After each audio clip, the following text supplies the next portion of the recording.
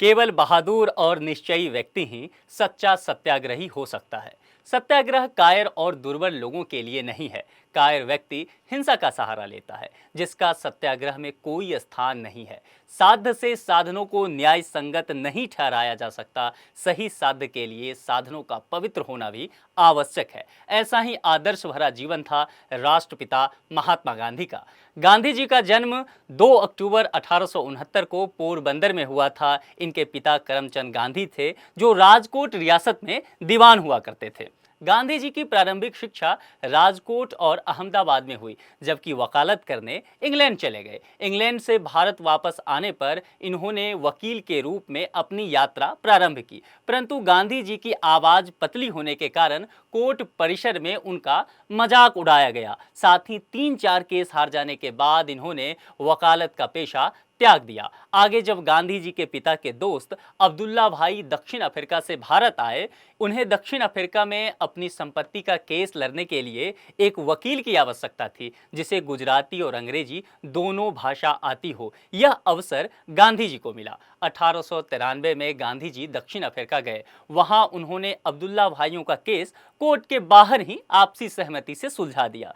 कुछ समय पश्चात गांधी जी को दक्षिण अफ्रीका के एक स्टेशन पर ट्रेन की प्रथम श्रेणी की गाड़ी से नीचे उतार दिया गया। गांधी जी ने अंग्रेजों की इस नस्लीय भेदभाव नीति के खिलाफ तथा वहां हो रहे सामाजिक अन्याय के खिलाफ अहिंसा पर आधारित आंदोलन प्रारंभ कर दिया। इसके लिए उन्होंने 1894 में दक्षिण अफ्रीका में नेटाल इंडियन कांग्रेस की स्थापना की तथा 1903 में इंडियन ओपिनियन की अखबार शुरू की, जहां एक तरफ गांधी जी अन्याय के खिलाफ अंग्रेजों के विरुद्ध थे, वहीं दूसरी तरफ बोअर विद्रोह और जुलू जनजाति विद्रोह में अंग्रेजों का साथ दिया, क्योंकि गांधी जी ने हमेशा उसी का साथ दिया जो सत्य के रास्ते पर चला हो। गांधी जी ने दक्षिण अफ्रीका के आंदोलन से ही प्रसिद्धि प्राप्त कर ली थी।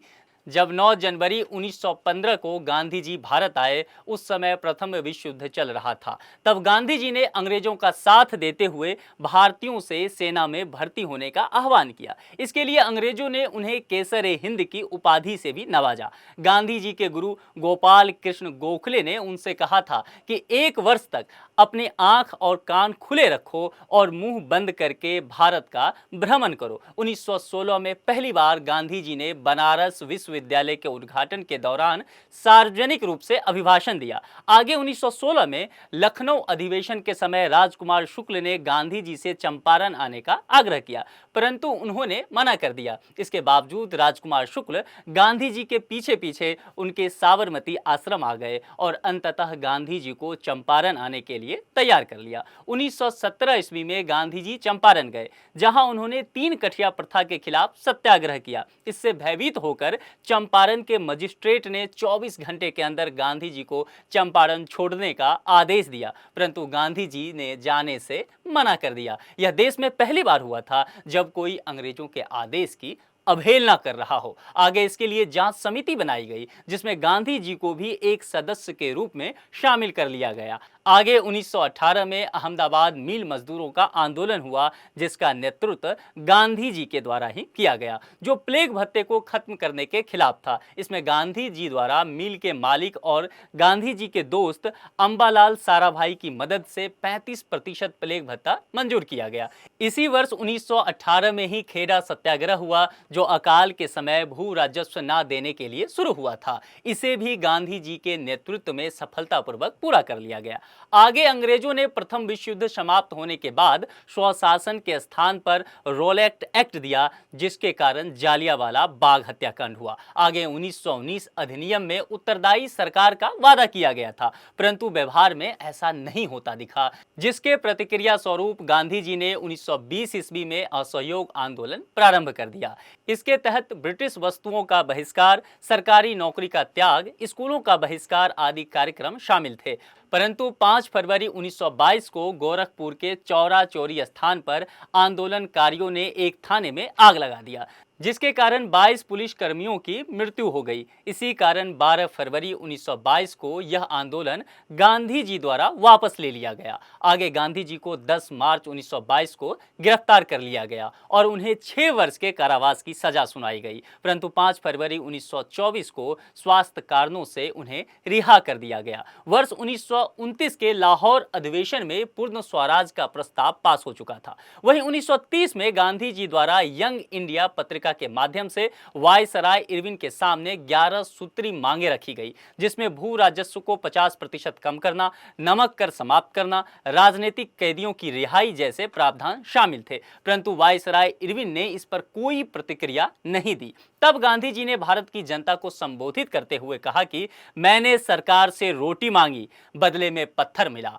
अब इंतजार खत्म हुआ। इसी कड़ी में गांधी जी ने सविनय अवज्ञा आंदोलन की शुरुआत कर दी। इसे शुरू करने के लिए उन्होंने 12 मार्च 1930 को साबरमती आश्रम से 78 लोगों के साथ डांडी तक पैदल यात्रा की। 6 अप्रैल 1930 को डांडी पहुंचकर एक मुट्ठी नमक उठाकर इस आंदोलन की शुरुआत कर दी गई। यह आंदोलन धीरे धीरे पूरे भारत में फैल गया। इसमें बड़े पैमाने पर महिलाओं, व्यापारियों ने भी भाग लिया। वहीं दूसरी तरफ साइमन कमीशन की रिपोर्ट पर विचार करने हेतु लंदन में 3 गोलमेज सम्मेलन होने थे।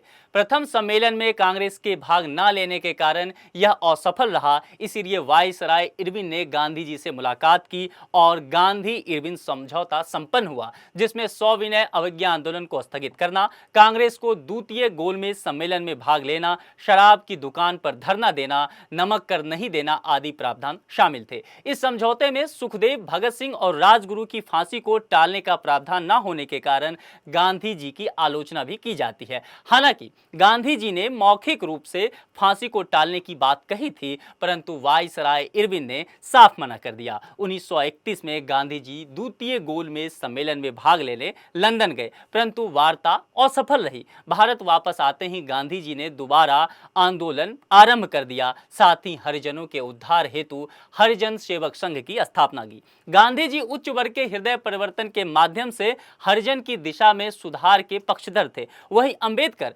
जाति प्रथा को खत्म करने के पक्षधर थे। वर्ष 1942 में गांधी जी द्वारा अपने अंतिम आंदोलन भारत छोड़ो आंदोलन प्रारंभ किया गया।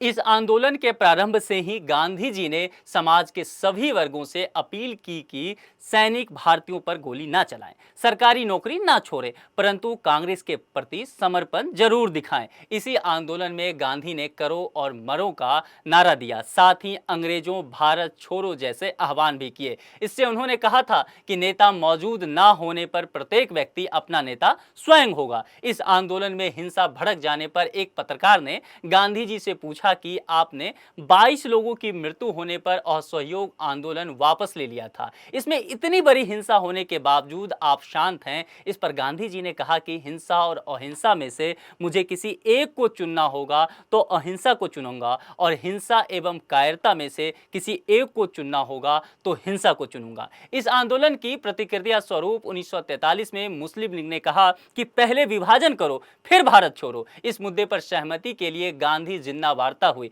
परंतु 20 दिन की चर्चा के बाद भी यह वार्ता असफल रही। इसके बाद देश में सांप्रदायिक दंगे भड़क गए। जहां 15 अगस्त 1947 को देश आज़ादी के जश्न में डूबा हुआ था, वहीं गांधी जी हिंदू मुस्लिम के बीच नोआखली में तनाव खत्म करने का प्रयास कर रहे थे। इस विभाजन का जिम्मेदार गांधी को मानते हुए 30 जनवरी 1948 को नाथूराम गोडसे ने उनकी गोली मारकर हत्या कर दी। माना जाता है कि गांधी जी को 5 बार नोबेल पुरस्कार से सम्मानित करने के लिए नामित किया गया, परंतु उन्हें एक बार भी यह पुरस्कार नहीं मिला। हालांकि इनके सिद्धांतों का पालन करते हुए नेल्सन मंडेला, आंग सान सू की और मार्टिन लूथर किंग को नोबेल पुरस्कार से सम्मानित किया जा चुका है। वर्तमान विश्व में हिंसा, आतंकवाद, सांप्रदायिकता, पर्यावरण से संबंधित समस्या, महिला शोषण, बाल अपराध, भौतिकवादी संस्कृति आदि जैसी समस्याओं से निजात पाने में गांधी के सत्य, अहिंसा, सर्वोदय, अंत्योदय एवं ट्रस्टीशिप का सिद्धांत कारगर सिद्ध हो सकता है।